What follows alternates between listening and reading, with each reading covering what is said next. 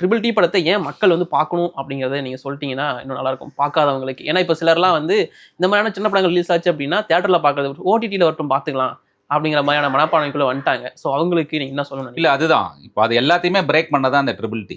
ஆக்சுவலாக இந்த படம் வந்துட்டு இந்த காலகட்டங்களில் நம்மளுடைய தமிழ் இண்டஸ்ட்ரியில் ஒரு ட்ரெண்ட் செட்டர் தான் நான் சொல்லுவேன். ஓகே. ஏன்னா மிகப்பெரிய படங்கள், ஒரு மிகப்பெரிய தமிழர்களுக்கான ஒரு பண்டிகை, இது எல்லாத்துலேயுமே பெரிய பெரிய படங்கள் ஓடிட்டு இருக்கும்போது அந்த களத்தில் நிற்கும்போது சைலண்ட்டாக ஒரு இந்த லிஸ்ட்லேயே நம்ம இல்லையாடா அப்படின்ற மாதிரி இருந்த ஒரு படம் உள்ளே வந்து அது இன்னைக்கு இவ்வளோ பெரிய பிளாக் பஸ்டர் ஹிட் அடிச்சு எல்லா குடும்பங்களும், அதாவது வயசு வித்தியாசம் இல்லாமல் சின்ன குழந்தைங்கள்லேருந்து பெரியவங்க வரைக்கும் எல்லாருமே ஒரு அவங்க அவங்க ஊரில் நடந்த ஒரு விஷயமா என்ஜாய் பண்ணி பார்த்துட்டு அவங்க வீட்டில் ஒரு பையன் வந்து ஜெயிச்சா மாதிரி வந்துட்டு என்ஜாய் பண்ணி பார்க்குறாங்க அப்படின்போது மக்கள் வராங்க பார்க்குறாங்க. அதுக்கேற்ற தீனி நம்ம கொடுக்கணும், அதுக்கேற்ற கண்டென்ட் நம்ம படமாக கொடுத்தோம்னா ஏற்றுப்பாங்க. எங்கள் படத்தை ஏன் பார்க்கணும் அப்படின்னா இட்ஸ் அ ஃபேமிலி ட்ராமா, ஒரு ஃபீல் குட் ஃபிலிமு.